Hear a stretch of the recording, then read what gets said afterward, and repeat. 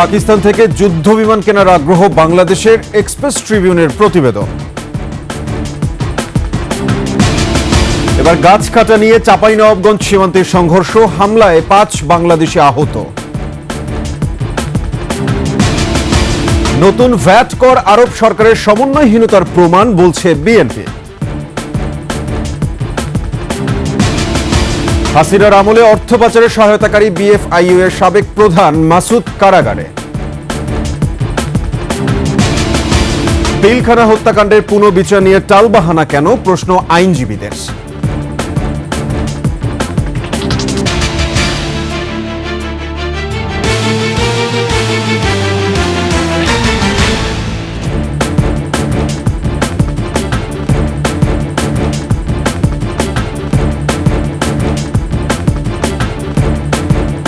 শুনছিলেন সংবাদ শিরোনাম, আমন্ত্রণ সন্ধ্যার 21 সংবাদে, সাথে আছি আমি সাব্বির আহমেদ। দর্শক, 21 টেলিভিশনের সংবাদ একই সাথে সরাসরি দেখতে পাবেন আমাদের ফেসবুক পেজ www.facebook.com/2124 অনলাইনে। এছাড়া সাবস্ক্রাইব করতে পারেন www.youtube.com/@21tv চ্যানেলে। এছাড়া সংবাদে আরও থাকছে, পাঠ্য বইয়ে জুলাই আন্দোলনের তেজি তরুণ রাশেদ, আর্থিক অনটনে পড়তে না পারলেও ছাত্রদের ন্যায্য দাবিতে ছিলেন সোচ্চার।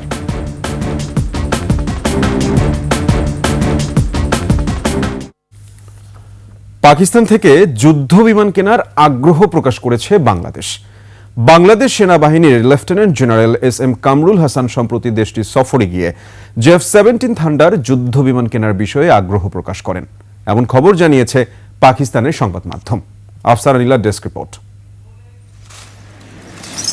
পাকিস্তান সফরে আছেন বাংলাদেশ সামরিক বাহিনীর একটি প্রতিনিধি দল। সম্প্রতি পাক সেনাপ্রধান জেনারেল আসিম মুনিরের সঙ্গে বৈঠক সম্পন্ন করেন বাংলাদেশ সেনাবাহিনীর lieutenant general SM. Kamrul Hasan. সেখানে পাকিস্তান বাংলাদেশ সামরিক সম্পর্ক জোরদারের বিষয়ে আলোচনা হয়। পরে লেফটেন্যান্ট জেনারেল এস.এম. কামরুল হাসানের সঙ্গে বৈঠক হয় পাকিস্তান এয়ারফোর্সের প্রধান জহির আহমেদ বাবর সিধুর। ইসলামাবাদে বিমান বাহিনীর সদর দপ্তরে এ বৈঠক অনুষ্ঠিত হয়। বৈঠকে পাকিস্তান থেকে F-17 থান্ডার যুদ্ধবিমান কেনার বিষয়ে আগ্রহ প্রকাশ করেছে বাংলাদেশ। পাকিস্তান ISPR এর বরাত দিয়ে এমনি তথ্য প্রকাশ করেছে দেশটির সংবাদ মাধ্যম এক্সপ্রেস ট্রিবিউন। F-17 যুদ্ধবিমানগুলো পাকিস্তান চীনের সম্মিলিত উদ্যোগে তৈরি। বর্তমানে বাংলাদেশ বিমান বাহিনীতে F-17 এবং MiG-29 এর মতো পুরনো যুদ্ধবিমান আছে। আধুনিক আবহে নিজেদের বিমান বাহিনীকে ঢেলে সাজাতে চাইছে Dhaka. F-17 multi role fighter jet, অর্থাৎ এগুলো দূরপাল্লার এয়ার টু এয়ার এবং এয়ার টু গ্রাউন্ড অ্যাটাক সহ বিভিন্ন ধরনের অপারেশনের জন্য তৈরি করা হয়েছে। এই F-17 হল চতুর্থ প্রজন্মের যুদ্ধ বিমান। এটি ঘন্টায় 1975 কিলোমিটার ও 55,000 ফুট উচ্চতায় উঠতে সক্ষম। এগুলো ভারতের কাছে থাকা রাফাল যুদ্ধবিমান থেকে বেশি অত্যাধুনিক বলে দাবি বিশেষজ্ঞদের। F-17 যুদ্ধবিমানগুলোতে সংযুক্ত আছে আধুনিক সব যুদ্ধ সরঞ্জাম, ক্ষেপণাস্ত্র আর মিসাইল। 15 জানুয়ারি পাকিস্তান সফরে যান বাংলাদেশ সেনাবাহিনীর lieutenant general SM. Kamrul Hasan সহ একটি প্রতিনিধি দল। 24 জানুয়ারি পর্যন্ত পাকিস্তানে অবস্থান করবে দলটি। আফসানা নীলা, ডেস্ক রিপোর্ট, 21 টেলিভিশন। এবার চাঁপাইনবাবগঞ্জের সীমান্তে সংঘর্ষের ঘটনা ঘটল। এ সময় ভারতীয় নাগরিকদের হামলায় আহত হয়েছেন 5 বাংলাদেশি। দুপুরে শিবগঞ্জ উপজেলার বিনোদপুর ইউনিয়নের চৌকা ও কিরণগঞ্জ সীমান্ত ফাঁড়ির মাঝামাঝি এলাকায় এ ঘটনা ঘটে। স্থানীয়রা জানায়, দুপুরে শূন্য রেখায় বাংলাদেশের ভেতরের জমিতে ফসল কাটতে গিয়েছিলেন তারা। এ সময় ভারতীয় নাগরিকরা বাধা দিয়ে বাংলাদেশের ভেতরে কয়েকটি আম গাছ কেটে দেয়। এ নিয়ে দু দেশের নাগরিকদের ধাওয়া পাল্টা ধাওয়া ও বেশ কয়েকটি হাত বোমার বিস্ফোরণ ঘটে। ভারতীয় নাগরিকদের হাঁসুয়ার আঘাতে ও ছোড়া পাথরে তখন 3 বাংলাদেশি আহত হন। তারা হলেন মিসবাহুল হক, মোহাম্মদ রনি ও মোহাম্মদ ফারুক। পরিস্থিতি নিয়ন্ত্রণে উভয় পাশে বিজিবি বিএসএফ এর অতিরিক্ত সদস্য মোতায়েন করা হয়েছে। এর আগে চৌকা সীমান্তে কাঁটাতারের বেড়া নির্মাণ নিয়ে কয়েকদিন ধরে উত্তেজনা বিরাজ করেছিল।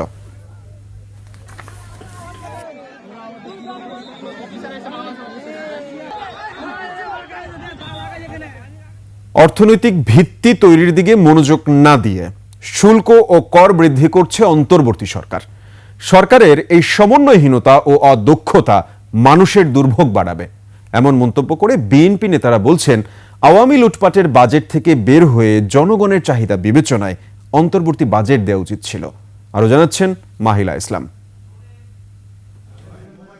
গুলশানে বিএনপি চেয়ারপারসনের কার্যালয়ে দ্রব্যমূল্য, শুল্ক ও কর বৃদ্ধি নিয়ে বিএনপির সংবাদ সম্মেলন। এ সময় বিএনপির স্থায়ী কমিটির সদস্য আমির খসরু মাহমুদ চৌধুরী বলেন, জনগণের চাহিদা বিবেচনায় না নিয়ে কর আরোপের সহজ উপায় বেছে নিয়েছে অন্তর্বর্তী সরকার।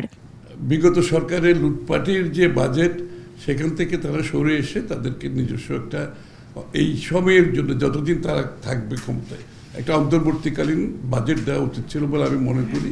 এদিকে ভ্যাট বৃদ্ধি নয়, ভ্যাটের আওতা বাড়ানোর দাবি জানিয়েছেন বিএনপি মহাসচিব মির্জা ফখরুল ইসলাম আলমগীর। পতিত আওয়ামী লীগ সরকারের সময় অনেক ক্ষমতাশালী ব্যক্তি ও প্রতিষ্ঠানকে অন্যায়ভাবে কর অব্যাহতি দেওয়া হয়েছিল, কর্পোরেট ট্যাক্স রিবেট। তারা অনেকেই অন্যায়ের পথ বেছে নিয়ে অনৈতিকভাবে কর ফাঁকি দিয়েছেন। অন্তর্বর্তীকালীন সরকার এই অন্যায় ও আর্থিক অনিয়মের পথ বন্ধ করে প্রত্যক্ষ কর বাড়াতে পারে। নতুন আরোপিত ভ্যাট ও কর অবিলম্বে প্রত্যাহার করার দাবি জানিয়ে তিনি বলেন, দেশের এই কঠিন সময়ে দরকার নির্বাচিত সরকার। ভ্যাট তথা পরোক্ষ কর আরোপের মতো এই অপরিণামদর্শী সিদ্ধান্ত অবিলম্বে প্রত্যাহার করার আমরা আহ্বান জানাচ্ছি। জবাবদিহিতা নিশ্চিত করলে আপনার অনেক সমস্যাই সমাধান হয়ে যায়, যেটা আপনার একমাত্র একটা ইলেক্টেড পার্লামেন্ট ছাড়া সম্ভব নয়। সেই কারণেই আমরা এত বেশি জোর দিচ্ছি আপনার একটা নির্বাচনের মাধ্যমে একটা জবাবদিহিমূলক সরকার এবং একটা অবস্থা তৈরি করা। সরকারি কর্মচারীদের এ সময় মহার্ঘ ভাতা বাড়ানোর সিদ্ধান্ত অন্তর্বর্তীকালীন সরকারের বাড়াবাড়ি। এসব না করে দ্রুত নির্বাচন আয়োজনের দাবি জানান বিএনপি মহাসচিব। মহার্ঘ ভাতা তো কিছুটা ইনফ্লেশন বাড়াবে, কিন্তু সাধারণ মানুষের তাদের তো আপনার কোনো আয় বাড়ছে না। মাহিলা ইসলাম, 21 টেলিভিশন, ঢাকা। শেখ হাসিনার আমলে এস আলম গ্রুপ সহ শীর্ষ দুর্নীতিবাজ 15 ব্যবসা প্রতিষ্ঠানের হাজার হাজার কোটি টাকা বিদেশে পাচারে সহযোগিতা করে আগে থেকেই সমালোচিত ফাইন্যান্সিয়াল ইন্টেলিজেন্স ইউনিটের সাবেক প্রধান মাসুদ বিশ্বাস শুক্রবার রাতে রাজধানীতে গ্রেফতার হন এই হাই প্রোফাইল ক্রিমিনাল। পরে আদালত তাকে কারাগারে পাঠানোর নির্দেশ দেন। আরও জানাচ্ছেন মানিক শিকদার। অর্থ পাচার ও সন্ত্রাসে অর্থায়ন প্রতিরোধে সমন্বয়কের দায়িত্ব পালনের কথা থাকলেও Bangladesh financial intelligence unit BFIU এর সাবেক প্রধান কর্মকর্তা মাসুদ বিশ্বাস তার উল্টোটাই করেছেন। 2021 সালের 30 নভেম্বর থেকে 5 আগস্ট পর্যন্ত ব্যাংক মাফিয়াদের বিদেশে অর্থ পাচার হয় তার মাধ্যমেই। শীর্ষ দুর্নীতিবাজ ব্যবসায়ী প্রতিষ্ঠান Aramit group, S Alam group, Beximco, Nassa, Sikder, Summit, Orion, Gemcon ও নাবিল গ্রুপের অর্থ পাচারের ভূমিকা রাখেন মাসুদ বিশ্বাস। শেখ হাসিনার পতনের পর অবশেষে দুদকের জালে ধরা পড়লেন তিনি। স্কাই ক্যাপিটাল এয়ারলাইন্সের উড়োজাহাজ কেনার অনিয়ম, NRB কমার্শিয়াল ব্যাংকের চেয়ারম্যান তমাল পারভেজের 5,000 কোটি টাকার লুটপাট, হিমাদ্রি লিমিটেডের ব্যাংক হিসেবে অস্বাভাবিক লেনদেন, তালাকা গ্রুপ, SA গ্রুপ ও আনোয়ার গ্রুপের অর্থ পাচারেও জড়িত ছিলেন এই মাসুদ বিশ্বাস। জানুয়ারির 2 তারিখে হেড অব BFIU জনাব মাসুদ বিশ্বাসের বিরুদ্ধে প্রায় 2 কোটি টাকার অবৈধ সম্পদের একটা মামলা দায়ের করি। এ মামলায় শুক্রবার রাতে রাজধানীর মিরপুর এলাকা থেকে গ্রেফতার করা হয় তাকে। ইতিমধ্যে যে মামলা রুজু হয়েছে সেটার আইও নিয়োগ হয়েছে। আইও এটা থরলি আপনার তদন্ত কার্যক্রম পরিচালনা করবে। গত 25 সেপ্টেম্বর মাসুদ বিশ্বাসের বিরুদ্ধে অনুসন্ধান শুরু করে দুদক। কমিশনের উপপরিচালক গুলশান আনোয়ার প্রধানের নেতৃত্বে 4 সদস্যের দলকে এই অনুসন্ধানের দায়িত্ব দেয়া হয়। একই সাথে মাসুদ বিশ্বাসের বিদেশ যাত্রা ঠেকাতে 3 অক্টোবর পুলিশের স্পেশাল ব্রাঞ্চে চিঠি পাঠায় দুদক। মানিক শিকদার, 21 টেলিভিশন, ঢাকা। কেন এত প্রাণহানি? পিলখানা হত্যার তদন্ত ও বিচার নিয়ে কেনই বা এত প্রহসন? 16 বছর ধরে এসব প্রশ্নের উত্তর খুঁজছেন পিলখানা ট্র্যাজেডির ভুক্তভোগীরা। আইনজীবীরা বলছেন, ভুল তদন্তের ভিত্তিতে দেয়া রায় যে ভুল ছিল তা এখন আদালত ও পুরো জাতির কাছে স্পষ্ট। স্বাধীন তদন্ত কমিশনের মাধ্যমে সুষ্ঠু তদন্ত করে প্রকৃত পরিকল্পনাকারী ও অপরাধীদের বিচার নিশ্চিতের দাবি পিলখানা হত্যাকাণ্ডে নিহত সেনা পরিবারের সদস্য ও ভুক্তভোগী বিডিআর সদস্যদের। মানিক শিকদারের রিপোর্ট। বসন্তের ফাল্গুন মাস হলেও 2009 সালের 25 ফেব্রুয়ারির সকালটি ছিল বাংলাদেশের ইতিহাসে একটি ভয়াবহ কালো দিন। দুদিনের ভয়াবহ নৃশংসতায় পুরো জাতি স্তব্ধ। পিলখানা হত্যাকাণ্ড কার ইশারায় কি কারণে হয়েছিল, কেন 57 সেনা কর্মকর্তা সহ 74 জন প্রাণ হারালো তা এখনো স্পষ্ট হয়নি। নিরপরাধ হওয়া সত্ত্বেও কেন জেল জীবন কাটাতে হলো বর্ডার রক্ষাকারী বীর যোদ্ধাদের? নতুন স্বাধীনতার পর এ প্রশ্নের উত্তরও মিলেনি। আমরা নিরীহ সৈনিক, অফিসার আছে যা কমান্ড করছে আমরা তাই মানে চলছি। মুখোশ পরিহিত অবস্থা সবাই, তারা আমাদেরকে বল প্রয়োগ করছে এবং মুখ খারাপ করে কথা বলছে। আমি কোর্টে জিজ্ঞাসা করছিলাম, স্যার আমার কি অপরাধ আমাকে জেল দিচ্ছেন? কোথায় তুমি পিলখানা হাজির ছিলা? আমি স্যার হাজির ছিলাম, আমার চাকরি সরকার আদেশ দিয়েছে সেই জন্য আমি চাকরিতে আসছি, তা আমার তো হাজির থাকাই লাগবে পিলখানায়। আওয়ামী লীগ সরকার পতনের পর পিলখানা হত্যাকাণ্ডের শিকার সেনা সদস্য ও পরিবারের আশা জাগে এবার হবে সঠিক বিচার। অবিলম্বে সেই এনকোয়ারি কমিশন গঠন করতে হবে। এতে আমরা মনে করি যে পর্দার আড়ালে রয়ে যাওয়া ষড়যন্ত্রকারীদের নাম বেরিয়ে আসবে। হাসিনা সরকারের পতনের 5 মাস পরও পিলখানা হত্যাকাণ্ড নিয়ে চলছে টালবাহানা। যে মারল সেই যদি তদন্ত করে তাহলে সেই তদন্ত কি গ্রহণযোগ্যতা আছে?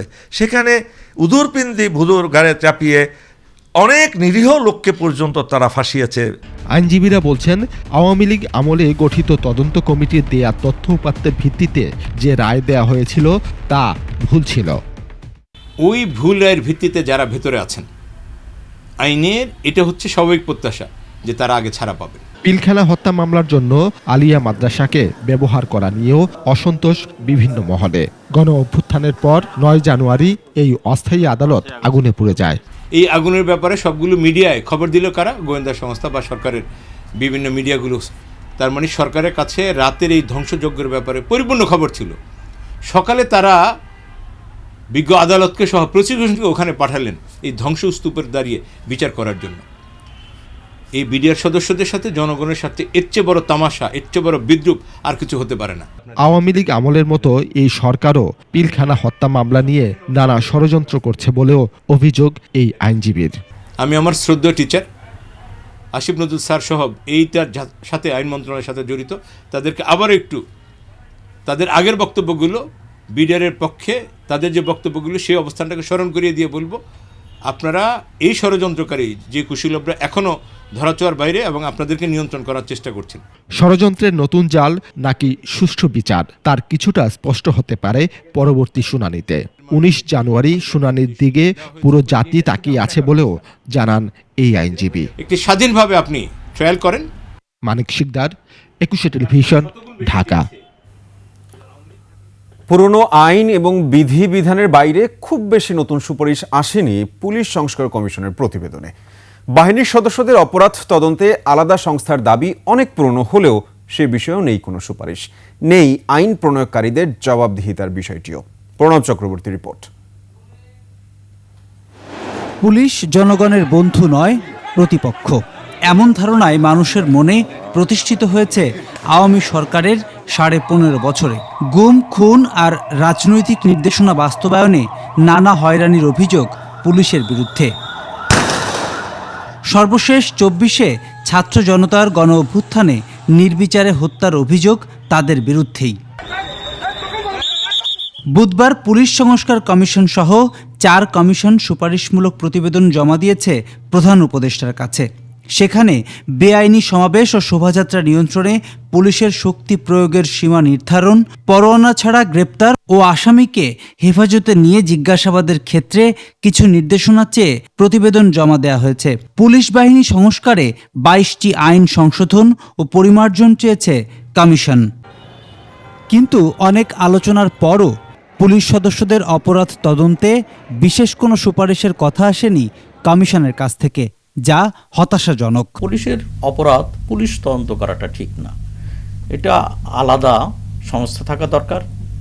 তো আলাদা সংস্থা না থাকলে দেখা যাবে কি যে অনেক সময় তারা পার পেয়ে যায়। কর্মচারীরা বা কর্মকর্তারা তাদের কাজটা তাদের দায়িত্বটা প্রপারলি পালন করছে কিনা, যদি না করে থাকে সেটা মোতাবেক ব্যবস্থা নেওয়ার জন্য তারা সুপারিশ করবে। That's all. আর সবগুলো কিছু আইন আছে। এখন শুধু একটা শব্দ আসছে মানবাধিকার, হিউম্যান রাইটস, এই শব্দটা 1943 সালে ছিল না, 1861 সালে ছিল না এই শব্দটা। তবে স্বাধীন পুলিশ কমিশন গঠন সহ বেশ কিছু সুপারিশ নিঃসন্দেহে ভালো দিক।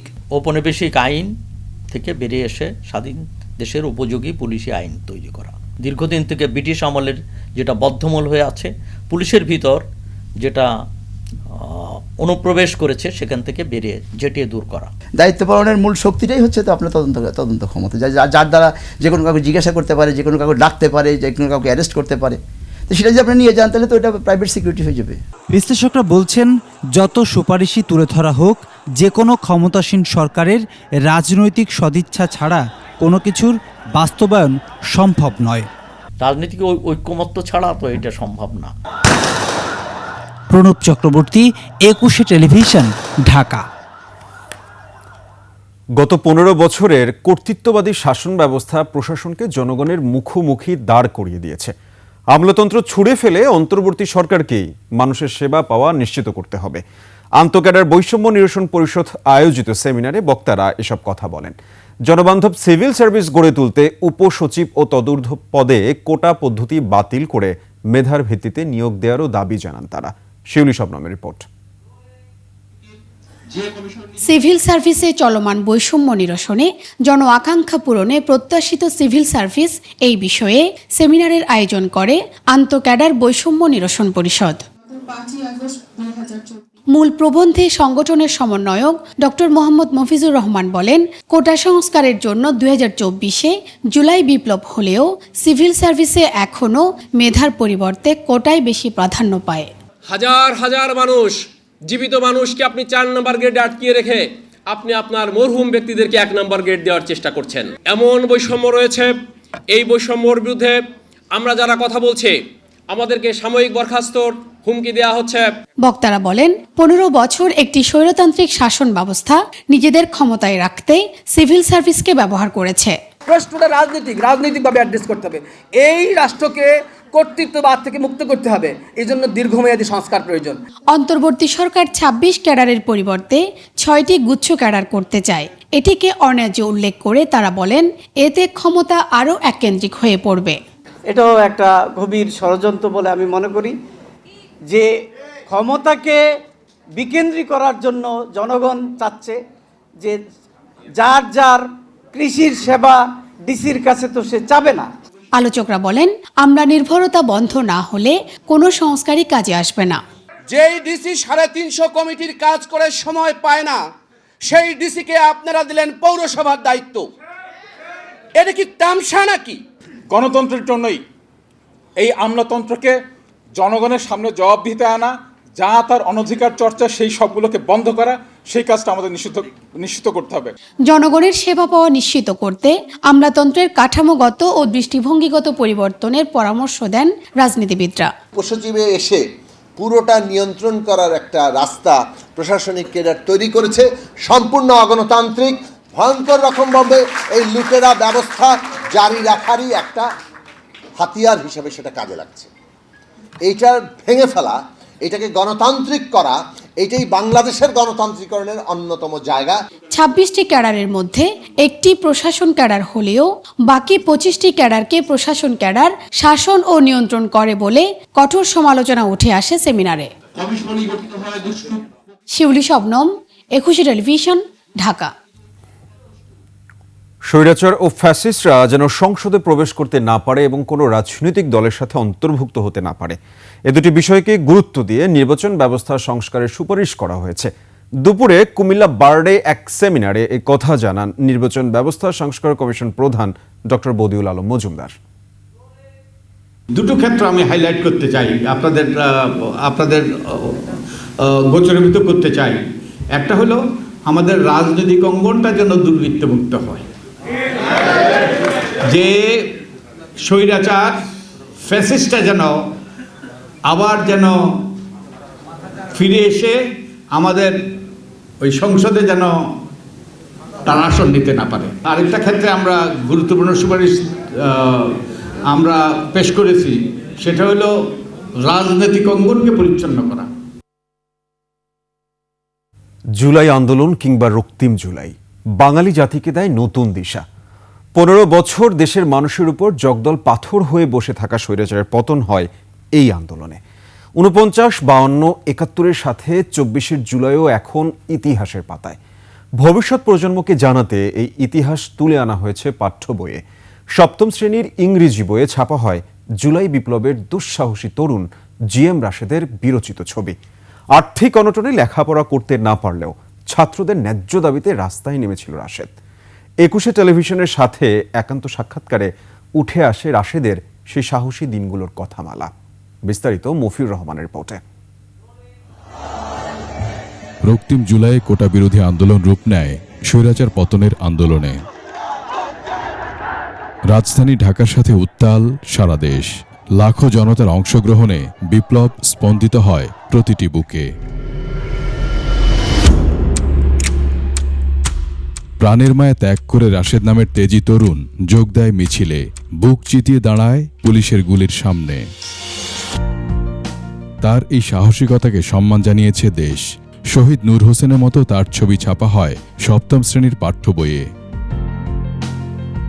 তার সাথে একান্ত আলাপচারিতায় জানা যায় তিনি তার বোন সহ আরও অনেক শিক্ষার্থীর ন্যায্য দাবির সমর্থনে রাস্তায় নেমে এসেছিলেন। মারা যাওয়ার ভয়টা তো ওই দিনই চলে গেছে যেদিন আবু সাইদ মারা গেছে। আমাদের ফিউচারের জন্য আমরা এই কাজটা করতে পারি, কারণ আমার বোনও স্টুডেন্ট, সে একজন মেধাবী স্টুডেন্ট হয়েও যদি কোটার কারণে সে যদি একটা চাকরি না পায় কিংবা কোনো ধরনের কর্মসংস্থান তার না হয়, তাহলে এটার ইয়াটা কে নেবে? হয়েছেন গ্রেপ্তার, ছাত্রলীগের হাতে হয়েছেন লাঞ্ছিত। আমি 28 জুলাই মালিবাগ আবুজর গিফারি কলেজের সামনে সন্ধ্যা 8টার দিকে 7টা 8টা এই সময় আমি গ্রেপ্তার হয়েছি।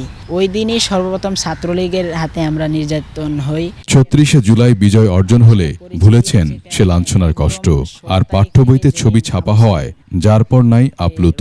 সব মিলে ওই দিনকার ফিলিংসটা আমার জীবনের সবচেয়ে বড় ফিলিংস। ছবিটা যেটা আসছে এটা সন্ধ্যার দিকে শাহবাগের ছবিটা। আমার এই ছবিটা দেখে শিক্ষার্থীরা 24 জুলাই গণ অভ্যুত্থানের ইতিহাস জানবে। সো এটা আমার থেকে বেশি এক্সাইটেড আর কেউ না। ঢাকায় তার স্থানীয় অভিভাবক ও চাকরিদাতা বলেন রাশেদকে নিয়ে তারা সবাই গর্বিত। ক্লাস 7 বাচ্চারা রাশেদকে দেখবে, নূর হোসেনের মতো রাশেদকে ফিল করবে, এটা অনেক অনেক বড় গর্বের বিষয়। এমন অজানা রাশেদদের ত্যাগ ও সাহসিকতার বিনিময়ে আসে কাঙ্ক্ষিত বিজয়। নতুন বাংলাদেশে সব বৈষম্য দূর হয়ে ন্যায্যতা প্রতিষ্ঠিত হবে বলে বিশ্বাস রাশেদের মতো আরও তরুণদের। মফিউর রহমান, 21 টেলিভিশন, ঢাকা। নিচ্ছি সংবাদ বিরতি। যখন ফিরছি তখন অন্যান্য সংবাদের সঙ্গে আরও যা থাকছে। গ্যাস লাইটের বিস্ফোরণে জীবন মৃত্যু সন্ধিক্ষণে জাতীয় কবির নাতি বাবুল কাজী বার্ন ইনস্টিটিউটে ভর্তি।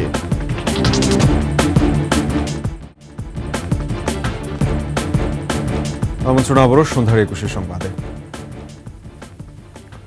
জুলাই ঘোষণাপত্র নিয়ে অভিমত জানাতে পারবেন সাধারণ নাগরিকরা। প্রধান উপদেষ্টা প্রেস উইং সংবাদ বিজ্ঞপ্তিতে এ কথা জানায়। এতে বলা হয়, জুলাই ঘোষণাপত্র নিয়ে সর্বদলীয় সংলাপের পরবর্তী কর্মপন্থা হিসেবে গণঅভ্যুত্থানে অংশ নেওয়া রাজনৈতিক দলসহ সকল অংশীজনদের থেকে অভিমত নেওয়া হচ্ছে। এরই অংশ হিসাবে সাধারণ মানুষ 23 জানুয়ারি পর্যন্ত মাহফুজ আলম উপদেষ্টা প্রধান উপদেষ্টার কার্যালয়ে এই ঠিকানায় চিঠি মারফত তাদের অভিমত জানাতে পারবেন। অভিমতগুলো পর্যালোচনা করে সংশোধিত ও সর্বজনগ্রাহ্য ঘোষণাপত্র প্রস্তুত করা হবে এবং জনগণের উপস্থিতিতে তা ঘোষণা করা হবে।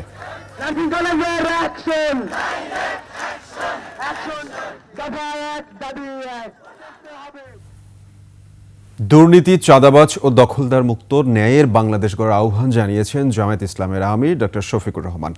দুপুরে রাজশাহীতে দলের কর্মী সম্মেলনে জামায়াত আমির বলেন, জুলাই আন্দোলনে যারা শহীদ হয়েছেন তারা জাতীয় সম্পদ, জাতীয় বীর। জুলাই বিপ্লবে নিহতরা রক্ত দিয়ে স্বাধীনভাবে কথা বলার সুযোগ করে দিয়ে গেছেন, তাদের প্রতি জাতি কৃতজ্ঞ ও ঋণী। এ সময় আল্লাহর শক্তিতে বলিয়ান হয়ে জাতি গঠন করার আহ্বান জানান ডক্টর শফিকুর রহমান। এখানেও চাঁদাবাজি হয়, দখলদারি হয়। এই কাজ যারা করেন বিনয়ের সাথে তাদেরকে অনুরোধ করে এই কাজটা ছেড়ে দেন। তবে যদি আমাদের এই বিনয়ী অনুরোধ কেউ না মানে, তাহলে তাদের জেনে রাখা উচিত যুদ্ধ আমাদের শেষ হয়নি। এমন সংস্কার দরকার যে সংস্কারে দিনের ভোট দিনে হবে, মানুষ ন্যায্য মূল্যে পণ্য ক্রয় করে খেতে পারবে। বিকেলে নয়াপল্টনে বিএনপির কেন্দ্রীয় কার্যালয়ে জিয়া সাংস্কৃতিক সংগঠন জিসাসের আলোচনা সভা ও দোয়া মাহফিলে এমন মন্তব্য করেন দলের চেয়ারপারসন উপদেষ্টা জয়নুল আবেদিন ফারুক। এ সময় তিনি আরও বলেন, এক শ্রেণীর বহিরাগত জিসাসে ঢুকে ভাঙনের চেষ্টা করছে। এ ধরনের পাঁয়তারা রুখতে নেতাকর্মীদের সোচ্চার থাকার আহ্বান জানান বিএনপির এই জ্যেষ্ঠ নেতা।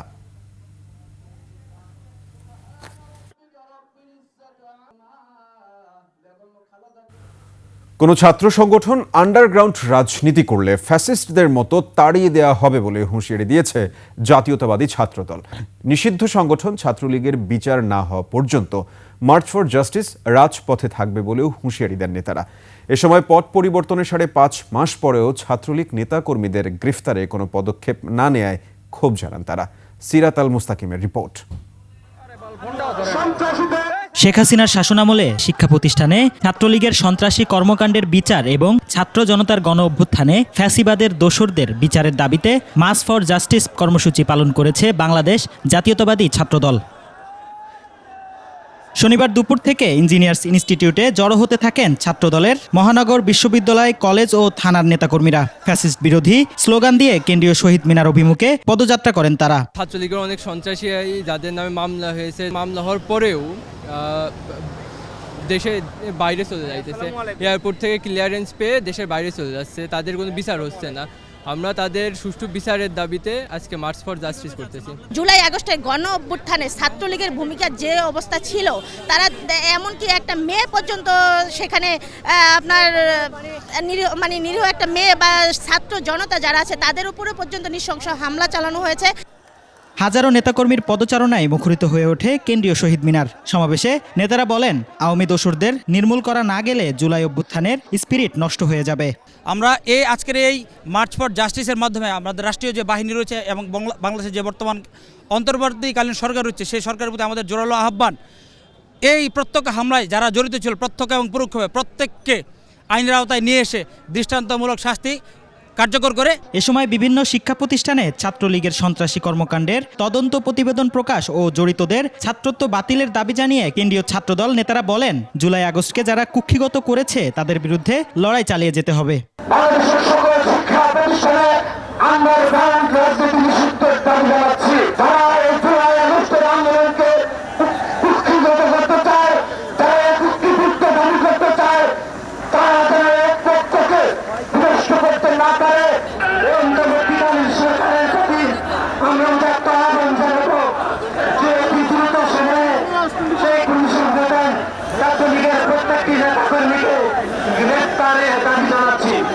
নিষিদ্ধ সংগঠনের নেতাকর্মীদের গ্রেফতারে বর্তমান সরকারের কাছে জোর দাবিও জানান বক্তারা। সিরাত আল মুস্তাকিম, 21 টেলিভিশন, ঢাকা। আওয়ামী ফ্যাসিস্ট দোসররা বহাল থাকায় শাহজালাল আন্তর্জাতিক বিমানবন্দরে এখনও নানা অপ্রীতিকর ঘটনা ঘটছে। প্রশাসনের কঠোর নজরদারি সত্ত্বেও বিমানবন্দরের ভাবমূর্তি ক্ষুণ্ণ করতে তৎপর রয়েছে একটি চক্র। তাদের কারণেই যাত্রী হয়রানি সহ বিভিন্ন আপত্তিকর ঘটনা ঘটছে। তবে দোষীদের বিরুদ্ধে কঠোর ব্যবস্থা নেওয়া হচ্ছে বলে জানিয়েছে বেসরকারি বিমান চলাচল কর্তৃপক্ষ। সঞ্জয় অধিকারীর রিপোর্ট। আওয়ামী লীগ সরকারের পতনের পর অন্তর্বর্তী সরকার দায়িত্ব নেয়ার পর বিমানবন্দরের যাত্রীদের, বিশেষ করে প্রবাসীদের নিরাপত্তা নিশ্চিত সহ বিশেষ মর্যাদা দেওয়ার ঘোষণা দেয়া হয়। কিন্তু বাস্তবে ঘটেছে তার উল্টো। গত কয়েক মাসে শাহজালাল বিমানবন্দরে একাধিক যাত্রী হয়রানির ঘটনা ঘটেছে। কয়েকজনকে মেরে আহত করার অভিযোগও উঠেছে ফ্যাসিস্টদের কয়েকজন দোসরদের বিরুদ্ধে। যাত্রীদের অভিযোগ, বিমানবন্দরের নির্বাহী পরিচালক group captain Kamrul Islam, aviation সিকিউরিটির প্রধান উইং কমান্ডার জাহাঙ্গীর হোসেন সহ বিগত আওয়ামী লীগ সরকারের কয়েকজন দোসর এসব ঘটনার সঙ্গে জড়িত। জুলাই অভ্যুত্থানে বিভিন্ন হত্যা মামলার আসামিরা আওয়ামী দোসরদের সহায়তায় বিমানবন্দর দিয়ে পালিয়ে যেতে সক্ষম হয়েছেন বলেও অভিযোগ রয়েছে। তবে বেবিচক চেয়ারম্যান বলেন, 5 আগস্টের পর বিভিন্ন ঘটনায় দোষীদের বিরুদ্ধে ব্যবস্থা নেওয়া হয়েছে। একটা ঘটনা ঘটেছিল 8 তারিখে, যেটার ব্যাপারে আমরা স্টার্ন অ্যাকশন নিয়েছি প্রতি সব পক্ষকে। এটা ক্যানোপি বাইরে, এয়ারপোর্টের বাইরের সাইডে হচ্ছে এবং হয়েছিল একটা 8 তারিখে। আর আগে যেগুলো আপনার কিছু ফুটেজ দেখেছেন, এগুলো ফুটেজ অনেক পুরনো, 5 আগস্টের পর বিভিন্ন সময়ের ফুটেজ আছে। তো ছোটখাটো জিনিস ছিল, যেগুলো আমরা প্রত্যেকটা জিনিসের ব্যাপারে আমরা তদন্ত করে প্রত্যেকটা জিনিসের আইনগতভাবে ব্যবস্থা নেওয়া হয়েছে। যাত্রীদের নিরাপত্তা বিঘ্নকারী কাউকে ছাড় দেয়া হবে না বলেও জানান তিনি। করছি, বাট আমাদের তরফ থেকে আমরা সর্বোচ্চ ব্যবস্থা নিয়েছি যেন এরকম ঘটনা না ঘটে। গেছে ঘটনার পরে আমরা ওই এরিয়া কিন্তু আইন শৃঙ্খলা অনেক বাড়িয়েছে, স্পেশালি ক্যানোপি এরিয়াতে, আপনি দেখেছেন নিশ্চয়ই। তিনি বলেন বিমানবন্দরের নিরাপত্তা আরও জোরদার করা হচ্ছে। সঞ্জয় অধিকারী, 21 টেলিভিশন, ঢাকা। জাতীয় কবি কাজী নজরুল ইসলামের নাতি বাবুল কাজীর অবস্থা আশঙ্কাজনক। শরীরের ৭৪% দগ্ধ হওয়ায় তাকে জাতীয় বার্ন ও প্লাস্টিক সার্জারি ইনস্টিটিউটের আইসিইউতে রাখা হয়েছে। ভোরে বাথরুমে ধূমপানের জন্য গ্যাস লাইটার জ্বালালে বিস্ফোরণ ঘটে, এতে মারাত্মকভাবে পড়ে যান বাবুল কাজী। অবস্থা সংকটাপন্ন হওয়ায় 16 সদস্যের মেডিকেল বোর্ড গঠন করা হয়েছে। বিস্তারিত জানাচ্ছেন মাহতাব মিনহাজ। বনানীর 23 নম্বর সড়কে এই বাসার তৃতীয় তলায় স্ত্রী ও 3 সন্তানকে নিয়ে থাকেন বিদ্রোহী কবি কাজী নজরুল ইসলামের কনিষ্ঠ নাতি বাবুল কাজী।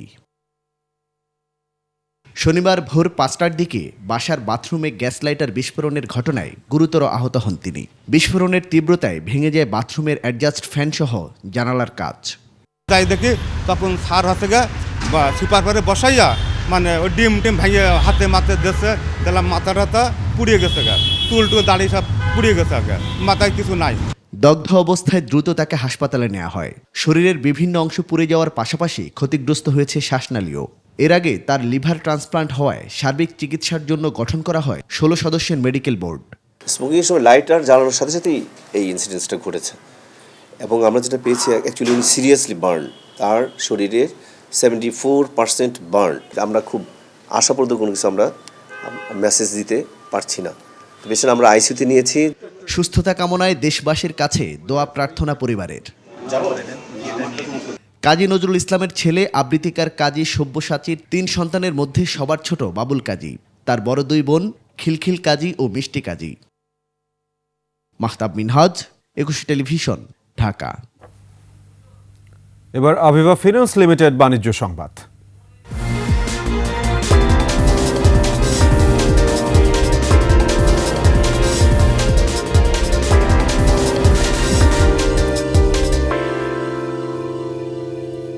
পুঁজিবাজারের সংস্কার কার্যক্রম জোরালো ও আন্তর্জাতিক মানে নিয়ে যাওয়ার জন্য আন্তর্জাতিক ঋণদাতা প্রতিষ্ঠানগুলোর কাছে সহায়তা চাওয়া হচ্ছে। রাজধানীতে ক্যাপিটাল মার্কেট জার্নালিস্ট ফোরাম আয়োজিত সংলাপে ঢাকা স্টক এক্সচেঞ্জের চেয়ারম্যান মমিনুল ইসলাম এ কথা জানান। বলেন, বিনিয়োগকারীদের আস্থা ধরে রাখতে না পারলে সব সংস্কার ব্যর্থ হবে। সঞ্জয় অধিকারীর রিপোর্ট। পুঁজিবাজারের সার্বিক পরিস্থিতি ও সংস্কার কার্যক্রম নিয়ে গণমাধ্যমের মুখোমুখি হন ডিএসসি চেয়ারম্যান। এ সময় তিনি বলেন, দেশের অর্থনীতিতে পুঁজিবাজার এখনো পর্যন্ত দৃশ্যমান কোনো ভূমিকা রাখতে পারছে না। গত 15 বছরের ক্ষত গভীর হওয়ায় সংস্কার করতেও কিছুটা সময় লাগবে। সমস্যাগুলা এতই বিশাল এবং বিস্তৃত এবং এটার গভীরতা এত দূরে নিমজ্জিত যে এখান থেকে বের হয়ে আসার জন্য অবশ্যই কিছু সময় লাগবে। পুঁজিবাজারকে প্রযুক্তিগতভাবে এগিয়ে নিতে চলছে আইএমএফ ও বিশ্বব্যাংকের কাছ থেকে সহায়তা নেয়ার প্রক্রিয়াও। যে বহুজাতিক সংস্থাগুলো আছে, আইএমএফ, এডিবি, এ ধরনের প্রতিষ্ঠানগুলোর সাথেও যোগাযোগ শুরু করেছি যাতে ওনাদের থেকে কোনো সাপোর্ট পাওয়া যায় কিনা, যাতে আমাদের এই রিফর্মের কাজগুলো একটু ত্বরান্বিত করা যায়। বর্তমানে অনাকাঙ্ক্ষিত কোনো চাপ নেই উল্লেখ করে ডিএসসি চেয়ারম্যান বলেন, এরই মধ্যে কারসাজি বন্ধে বেশ কিছু পদক্ষেপ নেওয়া হয়েছে। অতীতে যেটা সবচেয়ে বড় দুর্বলতা ছিল ইনসাইডার ট্রেডিং অ্যান্ড ম্যানিপুলেশন, সেই জায়গাটাতে জিরো টলারেন্স রাখা, এটা নিয়ে আমরা কাজ করছি। স্বল্পমেয়াদী সংস্কার শেষে জুন মাস নাগাদ শেয়ার বাজারে স্বাভাবিক অবস্থা দেখা যাবে। আমরা পুঁজিবাজারকে কাঙ্ক্ষিত জায়গায় দেখতে পাবো। এবং সঞ্জয় অধিকারী, 21 টেলিভিশন, ঢাকা। বিএনপির ভারপ্রাপ্ত চেয়ারম্যান তারেক রহমানের পক্ষ থেকে খুলনার পাইকগাছায় 2000-এর বেশি দুস্থ মানুষকে কম্বল দেওয়া হয়েছে। খুলনার Kapilmuni Shrirampur Zia primary health care centre চত্বরে এ উপলক্ষে আয়োজিত অনুষ্ঠানে সভাপতিত্ব করেন পাইকগাছা বিএনপির সভাপতি ডক্টর আব্দুল মজিদ। এ সময় প্রধান অতিথি ছিলেন বাংলাদেশ সংবাদ সংস্থা বাসসের চেয়ারম্যান ও দৈনিক ইত্তেফাকের যুগ্ম সম্পাদক আনোয়ার আলদিন। অন্যান্যের মধ্যে উপস্থিত ছিলেন বিএনপির কেন্দ্রীয় সদস্য আবুল হোসেন আজাদ, পাইকগাছা বিএনপি সাংগঠনিক সম্পাদক আবুল হোসেন।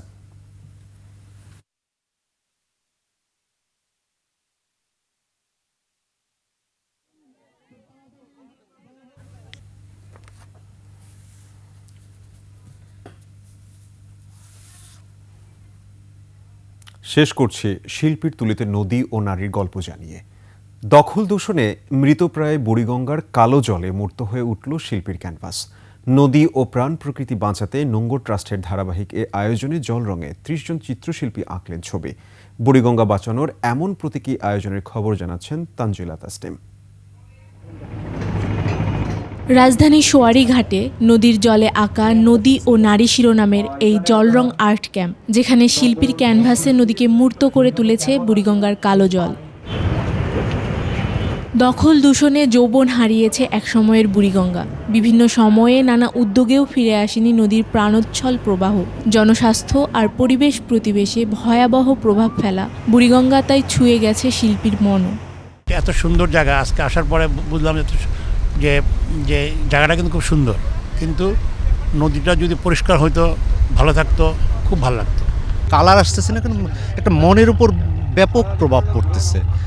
চারপাশে একটা দুর্গন্ধ আসতেছে, পানি নেই, নদীগুলি মারা গেছে। শহরটাও একটা শহরের প্রাণ থাকে নদী, বুড়িগঙ্গাটা আমরা সে শহরের প্রাণ বলি। সে প্রাণটাই যদি না থাকে, তাহলে শহরের যেরকম হওয়ার কথা সেরকমই হচ্ছে। জনসচেতনতা সৃষ্টি হলে হয়তো বুড়িগঙ্গা তার অনিবার্য ধ্বংস থেকে রক্ষা পাবে। কালো রং বদলে বুড়িগঙ্গায় বইবে কাকচক্ষু জলের ধারা। এই নদী, এই জল, এই পরিবেশ আমার রক্ষা করা খুব জরুরি। সেই ভাষাটি আপনি যখন আপনার ক্যানভাসে, রঙে, তুলিতে আপনি যখন শিল্পের ভাষায় কথাটা বলবেন, তখন আমি মনে করি যে বাংলাদেশের মানুষের মধ্যে এই মেসেজটি পৌঁছাবে এবং বাংলাদেশের মানুষ তখন সচেতন হতে আরও অনেক বেশি সহজ হবে। শিল্পীর ক্যানভাসে এভাবেই ফিরে আসা একদিন ফিরিয়ে আনবে আবহমান বাংলার চিরায়ত নদীমাতৃক ঐতিহ্যকে, এমনই আশা আয়োজকদের। আমার পেছনে যে নদীটি দেখতে পাচ্ছেন, এই নদী থেকে একসময় ঢাকা শহরের মানুষ প্রতিদিনের ব্যবহার্য পানি নিয়ে থাকলেও আজ তা ব্যবহার করতে পারছে না। এই নদীর সমস্ত পানি সম্পূর্ণ কালো এবং এখান থেকে ছড়াচ্ছে দুর্গন্ধ। আজকের যে জলরং আর্ট ক্যাম্পটি আয়োজিত হয়েছে, তার মূল লক্ষ্যই ছিল জনসাধারণকে সচেতন করে তোলা।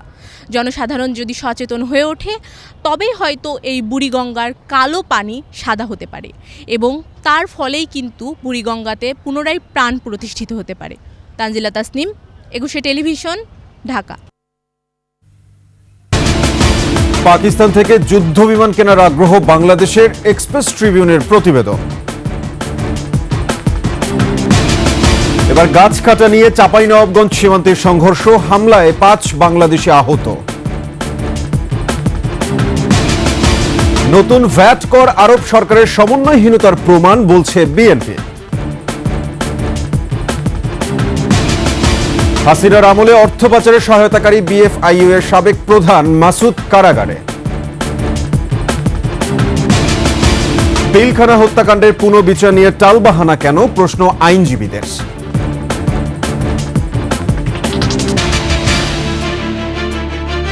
দর্শক, সর্বশেষ সংবাদ জানতে ডায়াল করুন 202 নম্বরে, আর ভিজিট করতে পারেন ekushe-tv.com এই ওয়েবসাইটে। ফেসবুকে ভিজিট করতে পারেন www.facebook.com/ekushe24 অনলাইনে। এছাড়া সাবস্ক্রাইব করতে পারেন www.youtube.com/@ekushe-etv চ্যানেলে। এতক্ষণ সঙ্গে থাকার জন্য সবাইকে ধন্যবাদ। পরবর্তী সংবাদ রাত 9টায় দেখার আমন্ত্রণ রইল। একুশের সাথেই থাকুন।